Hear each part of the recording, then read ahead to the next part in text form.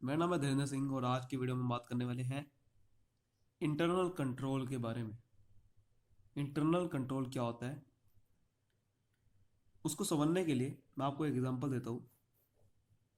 एक बिजनेस में क्या होता है, बिजनेस में बहुत सारे फंक्शंस होते हैं, जैसे कि परचेज करना,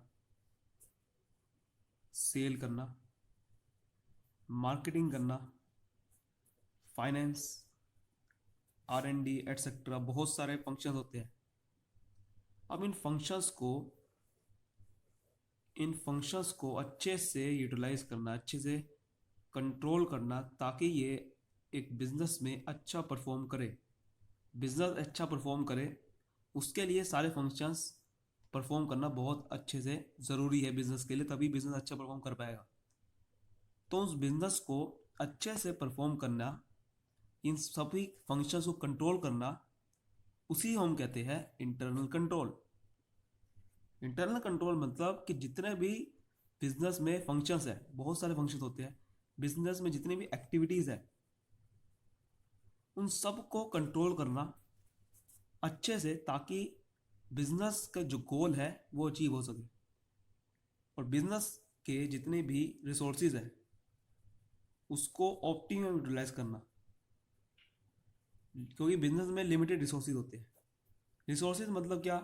मैन, लेबर, जितनी भी रिसोर्सेज मतलब साधन, जो जितने भी साधन है, यानी कि मैन, लेबर है, कैपिटल है, ठीक है, मटेरियल है, इन सभी को अच्छे से यूटिलाइज करना वो तभी हो पाएगा जब हम जितनी भी बिजनेस में एक्टिविटीज़ है, जितने भी फंक्शंस है, उसको अच्छे से हम कंट्रोल करेंगे। कंट्रोल मतलब क्या? उनका एक टारगेट फिक्स करेंगे और उस टारगेट को चेक करेंगे कि अचीव हो पा रहा है नहीं हो पा रहा है, तभी तो हम अच्छे से यूटिलाइज कर पाएंगे। तो उसी को ही हम कहते हैं इंटरनल कंट्रोल, यानी कि इंटरनली जितने भी फंक्शंस हैं बिजनेस के अंदर उनको कंट्रोल करना। इंटरनल कंट्रोल में क्या क्या आता है? इंटरनल कंट्रोल में काफ़ी चीज़ आती है। इंटरनल कंट्रोल जो है, इंटरनल कंट्रोल में आता है इंटरनल चेक आता है।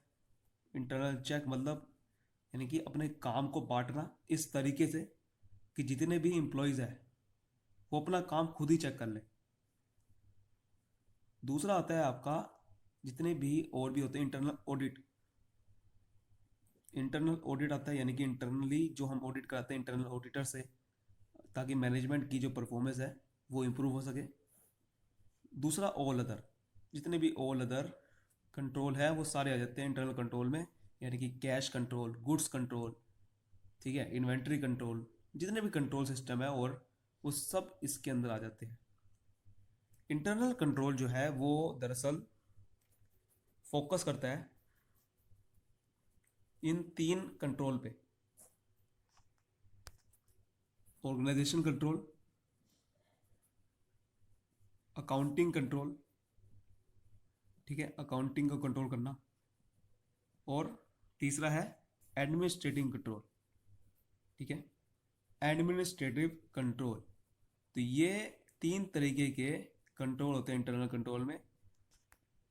ऑर्गेनाइजेशन कंट्रोल मतलब कि जितने भी ऑर्गेनाइजेशन में हम जो फंक्शंस है, जितने भी ऑर्गेनाइजेशन की, ऑर्गेनाइजेशनल कंट्रोल मतलब कि जितने भी हमने ऑर्गेनाइजेशन बनाई है, यानी कि जितनी भी रिलेशनशिप्स बनाए हैं ऑर्गेनाइजेशन में, जितनी भी हमने अथॉरिटीज रिस्पॉन्सिबिलिटी सेट करी है अलग अलग मैनेजर्स की, उन सबको कंट्रोल करना।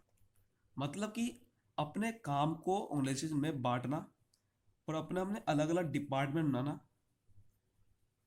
ताकि वो अपना डिपार्टमेंट अपने अपना काम चेक कर सके। तभी तो काम चेक कर पाएगा जब काम को बांटेगी। तो ऑर्गेनाइजेशन कंट्रोल में क्या करते हैं, हर एक की रिस्पॉन्सिबिलिटी सेट करते हैं। वो कैसे हो पाएगी? जब हम डिपार्टमेंट बनाते हैं। तो ये चीज़ होती है ऑर्गेनाइजेशन कंट्रोल, यानी कि ऑर्गेनाइजेशनल कंट्रोल करना। फिर आता है अकाउंटिंग कंट्रोल। अकाउंटिंग कंट्रोल मतलब कि हम जो जितने भी डिपार्टमेंट बनाए हैं उन सबका अलग अलग टारगेट फिक्स करना, यानी कि बजट बनाना, स्टैंडर्ड कॉस्ट बनाना उसकी, ताकि वो अपना एक प्रडिक्शन कर सके, अपना टारगेट फिक्स कर सके। फिर जाके वो अपनी कॉस्ट को कंट्रोल कर पाएगा, फिर जाके वो अपनी रिसोर्सेज को अच्छे से मैनेज कर पाएगा। तो इसे हम कहते हैं अकाउंटिंग कंट्रोल, यानी कि इसको अकाउंट करना, यानी कि इसको चेक करना, ठीक है। अकाउंटिंग कंट्रोल यानी कि उसके बजट बनाना, अलग अलग स्टैंडर्ड कॉस्ट बनाना, ताकि वो हम उसको बाद में चेक कर सके। कुल मिला के हम अकाउंट्स पे ज़्यादा फोकस करते हैं। ठीक है, कंपनी की फाइनेंशियल स्टेटमेंट्स फिर तभी बन पाएगी जब हम ये बजट वगैरह बनाएंगे।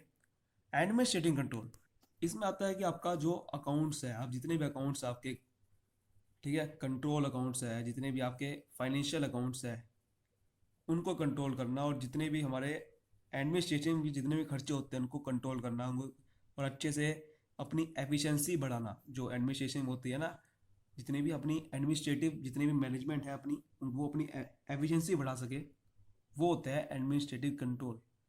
ठीक है, इसमें सारे के सारे अपना ऑफिस का काम होता है, जो ऑफिस का अच्छे से यूटिलाइज करना, अच्छे से मैनेज करना। तो जितने भी ऑल कंट्रोल्स है वो सभी के सभी आ जाते हैं इंटरनल कंट्रोल में। और ये सबके चैप्टर्स है अलग अलग, इंटरनल चेक, इंटरनल ऑडिट, इन सब की दोनों की वीडियो मैं बना चुका हूँ, अगर आप देख सकते हैं, आपको लिंक डिस्क्रिप्शन में मिल जाएगा। तो मैं आपको बताता हूँ कि अब इंटरनल कंट्रोल के ऑब्जेक्टिव क्या क्या होते हैं। इंटरनल कंट्रोल का क्या ऑब्जेक्टिव होता है? इंटरनल का सबसे पहला ऑब्जेक्टिव होता है कि अपने एसेट की सेफ्टी करना। ठीक है, जितनी भी एसेट है बिजनेस के, उन सबको सेफ्टी प्रोवाइड करना, तभी तो वो अच्छे से यूटिलाइज हो पाएंगे। तो वो एसेट की सेफ्टी कैसे कर पाएंगे? जब हम पूरा का पूरा कंट्रोल सिस्टम बिल्ड करेंगे, तभी हम एसेट की सेफ्टी कर पाएंगे, और उसी को एक्सेस कर पाएगा एसेट जो कि ऑथराइज्ड है, ओनली ऑथराइज्ड पर्सन। उसके बाद है कि एक्यूरेसी चेक करना, जो भी अकाउंट्स है आपके, उनकी एक्यूरेसी चेक करना, तभी तो टाइम टू टाइम हम उनको, जितने भी उनके फ्रॉड्स हो रहे हैं उसके अंदर, चेक कर पाएंगे। कोई एरर है वो पकड़ा जाएगा, तो अकाउंट्स को चेक करना। रिस्पॉन्सिबिलिटी सेंटर बनाना, जैसे बताया मैं आपको, रिस्पॉन्सिबिलिटी सेंटर बनाते हैं, डिपार्टमेंट बनाते हैं, तो वो रिस्पॉन्सिबिलिटी फेस करते हैं, तभी तो वो अपना अच्छे से डिपार्टमेंट कंट्रोल कर पाएगा, तो एक रिस्पॉन्सिबिलिटी फेस होगी। स्टैंडर्ड बनाना, ठीक है, स्टैंडर्ड बनाना, अपना बजट फिक्स करना, तभी तो हम एक्चुअल को कंपेयर करेंगे टारगेट से, कि हमारा वो अचीव हो पाया नहीं हो पाया, तभी तो वो इम्प्रूव कर पाएगा, वरना कैसे करेगा। मैनेजमेंट की पॉलिसीज़ को अच्छे से लोगों तक बताना, उनको कॉम्प्लाइज करना, यानी कि उसको जितने भी पॉलिसीज़ को एग्जीक्यूट करना ढंग से, तब जाके एक मैनेजर्स है अच्छे से डिसिप्लिन बना पाएगा। एफिशिएंसी बढ़ाना, ये होता है मेन ऑब्जेक्टिव इंटरनल कंट्रोल के। तो अब मैं बताता हूँ फॉर्म्स ऑफ इंटरनल कंट्रोल, सिर्फ नाम नाम ऊपर से। कैश कंट्रोल होता है, फाइनेंशियल कंट्रोल यानी कि जितने फाइनेंशियल स्टेटमेंट है उसको कंट्रोल करना, ट्रेड ट्रांजेक्शन को कंट्रोल करना, परचेजिंग हो गया, इन्वेंट्री की रिलेटेड जितने ट्रांजेक्शन है, इम्प्लॉय की रेम्यूनरेशन, मतलब कि उसका जो टाइम फ्रेम है, उसकी सैलरी फिक्स करना, फिक्स एसेट को कंट्रोल करना, यानी कि प्रॉपर तरीके से फिक्स एसेट खरीदते हैं, कैपिटल बजटिंग कहते हैं इसे।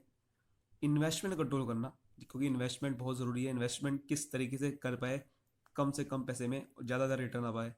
स्टॉक को कंट्रोल करना, यानी कि जितने भी स्टॉक के रिलेटेड होते हैं हमारे पास, जितने भी स्टॉक को कैसे रखना है, स्टॉक को कैसे मैनेज करना है, वेयर हाउस कंट्रोल वगैरह, वो सब इसमें आता है इंटरनल कंट्रोल में। तो उम्मीद करता हूँ कि आपको इंटरनल कंट्रोल समझ में आ गया होगा। इंटरनल कंट्रोल बहुत ही बढ़िया तरीके से, और अगर समझ में आया तो इस वीडियो को लाइक करिए, चैनल को सब्सक्राइब करना ना भूलना, और इससे रिलेटेड ऑडिटिंग से रिलेटेड और वीडियो चाहते हो तो आप पूरी की पूरी ऊपर आई कार्ड में आपको सारी मिल जाएगी, जिसमें आप इंटरनल चेक, इंटरनल ऑडिट दोनों की वीडियो देख सकते हो। तब तक के लिए बाय बाय, थैंक यू।